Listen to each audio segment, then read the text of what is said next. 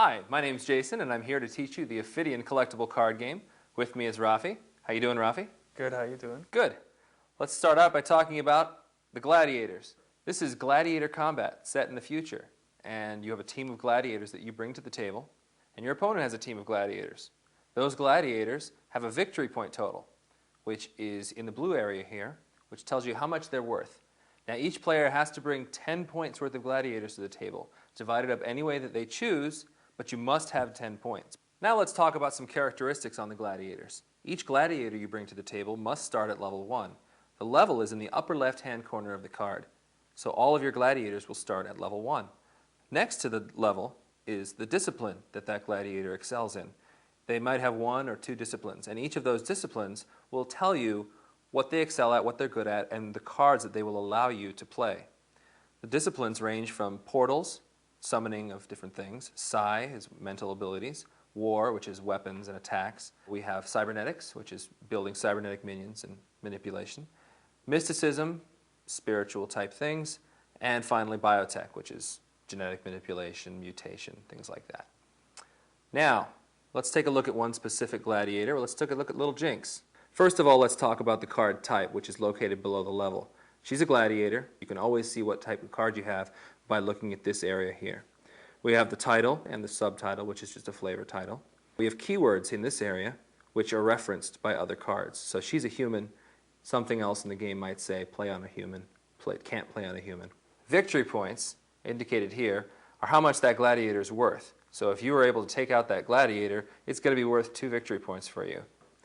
We have this blood drop here, and a number above it, which indicates life total. She can take 8 damage before she's defeated.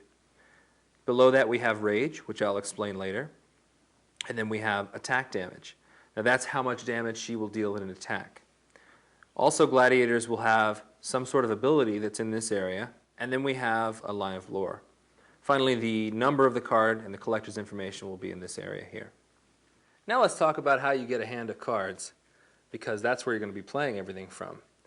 You have a maximum hand size at the start of the game of 7. So when we begin the game, you will draw 7 cards, and you'll draw an additional 2 cards. Now those additional 2 cards are over your maximum hand size. So you take 2 cards and place them on the bottom of your deck. The first card type I'll talk about is a quick hit. Now the quick hit, indicated here by quick hit, is a card that you play. It has its effect, and then it's discarded and it goes away. Next we have a pump. A pump is a card that plays on another card. This one is a pumped gladiator, so it will play on a gladiator.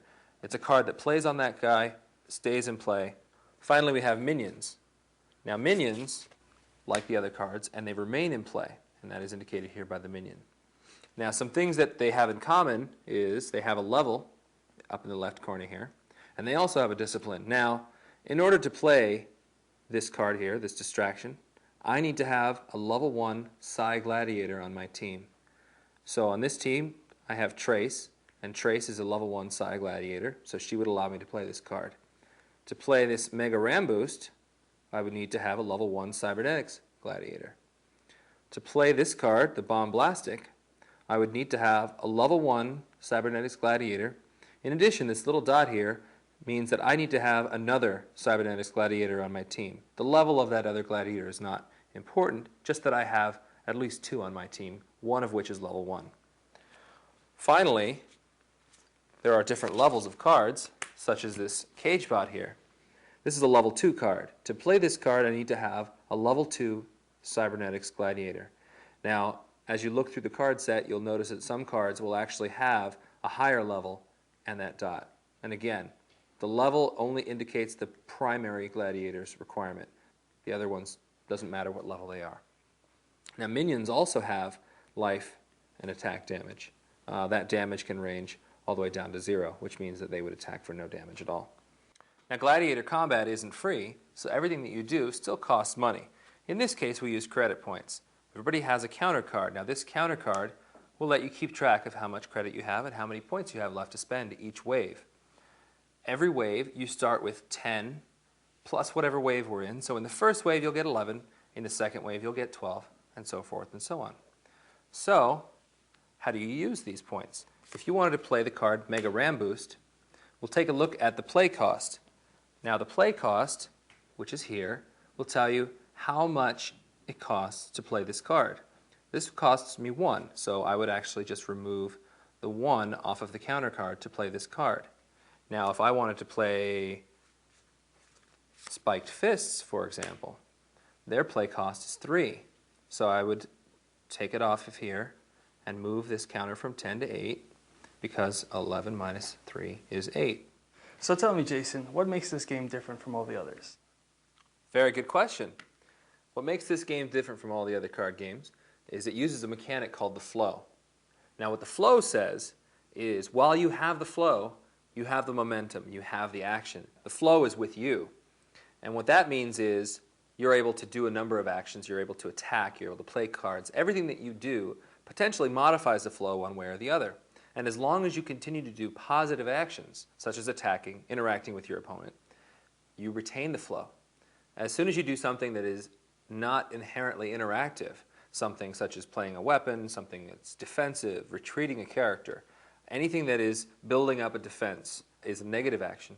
And that's an action that's going to actually let the flow pass on to the next person. So generally speaking, playing minions is a negative action. Playing a weapon is a negative action. Attacking, moving forward, is a positive action. Now, some cards, such as the Palm Ripple card here, this is a positive action, and it also has a positive flow symbol on it. So playing Palm Ripples, which says retreat target character, is a positive action. You could then retain the flow, follow that up with an attack, follow it up with another positive action, you could even follow it up with an additional copy of Palm Ripples. Playing Spiked Fists, on the other hand, is a weapon card. It says here weapon in the keywords, but it's a card that increases the attack damage of whoever it's played on, and it's a negative action. There are also cards that have an undetermined flow symbol, this question mark here. And what that says is the results of this card will determine whether or not it's positive or negative. In this case, you roll a die, and depending on what you roll, it's either going to be a positive action or a negative action. The last type of thing we have here are cards that fall outside of the normal flow actions, and those are responses.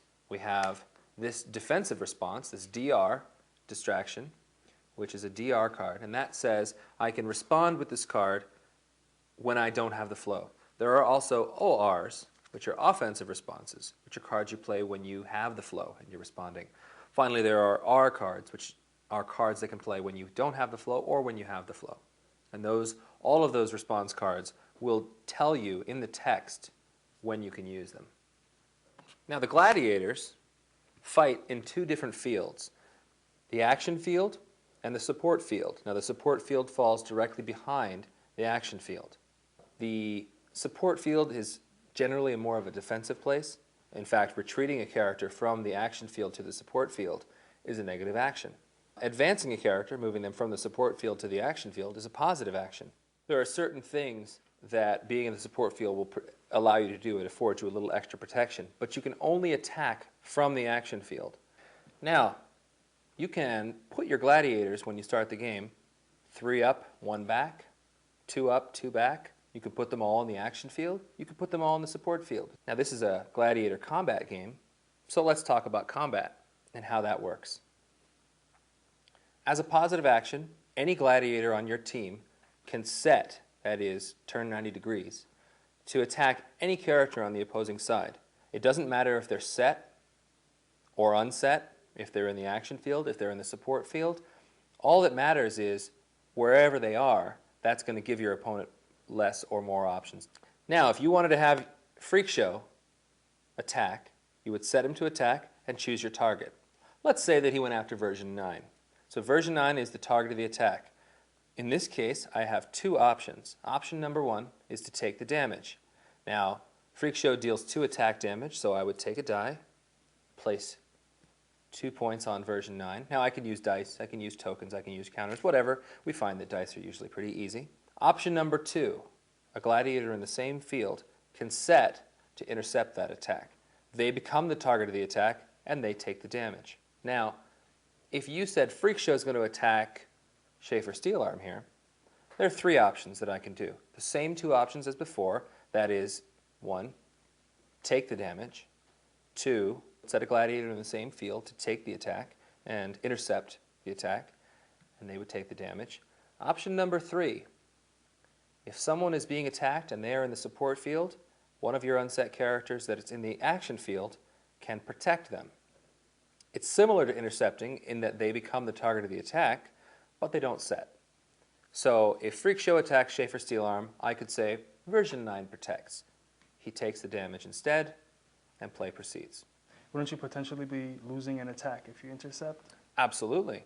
There are 2 reasons why you would do this. The first and most obvious reason would be to keep the character alive. Now, if Freak Show decided to attack Schaefer Steelarm, again, he's unset, so if I decided to take the damage, you would get a cheer for that. If I decided to protect with version 9, which wouldn't set version 9, version 9 would take the damage, and again, you would get the cheer. Now, the most important thing here is, if you went after someone, say version 9 with Freak Show, and Freak Show intercepts, Freak Show takes the damage, my Freak Show, and I get the cheer, because the crowd likes to see the action. Now, why would you want the cheer? Well, I'll tell you. It's a very important thing in the game. It's used in 3 ways. The first way is the person with the most cheer is the crowd favorite. There are several cards in the game that have a thumbs up symbol on them, which means while you're the crowd favorite. And they'll have extra abilities, they'll work a little better, they'll do some different things for you. The second way that you use it is a victory condition. The primary victory condition of the game, clearly, is eliminating your opponent's gladiators. Every time you take out one of their gladiators, you get that many victory points towards your winning the game. An alternate victory condition is cheer. If you ever reach 15 cheer at any point in the game, you immediately win the game because you have excited the crowd so much that you've incited a riot, and they rush the field and tear your opponents apart. Everybody likes to see a good riot, so that's always something we want to see people shoot for. The third way you use it is anytime your opponent takes a positive action, you can use one of your cheer, that is, remove it, to convert that action into a negative action. So if Freak Show were to attack version 9, and I had my Freak Show intercept, I would actually get that cheer. I could immediately use that cheer to convert your attack, which was a positive action, into a negative action. It doesn't prevent the action. It just says that once that action's over, it's going to count as if it was a negative, and then I would get a chance to do something. Could you explain to me raging? Sure. Raging says, whenever your gladiator has damage on him, that is wounds, equal to or greater than his rage value, in Freak Show's case that's 6, they're considered raging. A raging character has certain characteristics that you need to remember. You cannot retreat a raging character. Now, when a raging character is attacked, certain other things can happen. Say you had Trace set to attack Freak Show. Okay? Freak Show is going to actually deal 1 damage back to Trace because he was unset and raging after he was the target of an attack. Now, if Freak Show were set and raging and the target of an attack, he would actually become unset. So again, being set and being raging means that you get to unset when you're attacked. Being raging and being unset when you're attacked means you're going to deal 1 rage damage back to the attacker. Now that doesn't mean that the attacker doesn't deal their normal attack damage. It just means that there's more of a risk involved in going after someone who's raging as opposed to someone who's not. Now finally, once both players pass, we move into the breather. Now the breather is broken up into several steps. The first step is the regenerate step. In the regenerate step, we take all of our set cards and unset them. Okay, that is, reset them into the vertical position. We also reset our CP. By resetting our CP, we once again put it to 10 plus whatever wave we're in, moving into. So we move into wave 2, and we'd set that to 12. The last part of that regeneration is regenerating our hand. First, you look at your hand and discard any cards that you don't want anymore. Those get put in your scrap heap and you don't use them anymore. Then you draw back up to your maximum hand size, draw an additional 2 cards, take any 2 cards that are in your total hand that you don't want, put them back on the bottom of your deck. Once we're done with that, we move from the regeneration into determining the flow. That is, determining how the game is going and seeing who's winning. So in this example, you have 6 damage on Freak Show, and I have 7 total damage on my gladiators. That means that I'm not doing as well, and I'm going to get to start with the flow. And for the rest of the breather, I will be doing everything first. If Schaefer Steelarm had been knocked out, for example, he has a life total of 6. He would be sitting in my funeral pyre, but that 6 would still count towards the total number of wounds done to my gladiators. Now, we'd move into the maintenance phase. Any cards that you have in play that have a maintenance cost must be paid for, or they would be scrapped. So, if I had a Spiked Fist card sitting on version 9, and you had a Bloaters in play and a Ranchak in play, we would take a look at the maintenance cost. For a Spiked Fist, that's a maintenance cost of 1. That's the only card I would need to maintain if I wanted to. If I didn't want to, I could keep my money. Otherwise, I would pay the 1 and keep it in play. So looking at my CP of 12, I would move that down from 12 to 11 to keep the Spiked Fists in play. The promote phase is where you choose one of your gladiators to be raised up 1 level. Now gladiator cards, like Madame Petit's here, are double-sided. So level 1 is backed by level 2. What this means is you can choose any one of your gladiators and you can just say, I'm going to raise this person up to the next level. That is what's going to allow you to play the higher level cards that are in your strategy deck. Now, another thing to consider when you're raising them up is, for the case of Freak Show here, he has 6 damage on him. Whoever you choose to raise up also heals 1 damage. So that's another consideration as far as who you would choose to raise. In Freak Show's case, there's a level 3 and level 4 card that is found in your gladiator stack. So if I wanted to raise up Freak Show from level 2, you would simply remove that card and replace it with the level 3 version, and then of course heal him for 1 damage. Now the higher level cards are generally more powerful, but they also have a higher victory point level on them, so they're also a better target. After both players have promoted the gladiator of their choice, we move into the maneuver step. The maneuver step is where you take your gladiators and arrange them as you'd like for the next wave. That is the only time that you can take a raging gladiator who is in the action field and position him in the support field, because it doesn't count as advancing or retreating. You're simply arranging the field and getting people into position for the next wave. Once both players are satisfied with the position of their characters, we move into the next wave and play continues until we've done 4 complete waves. And that is how you play the game.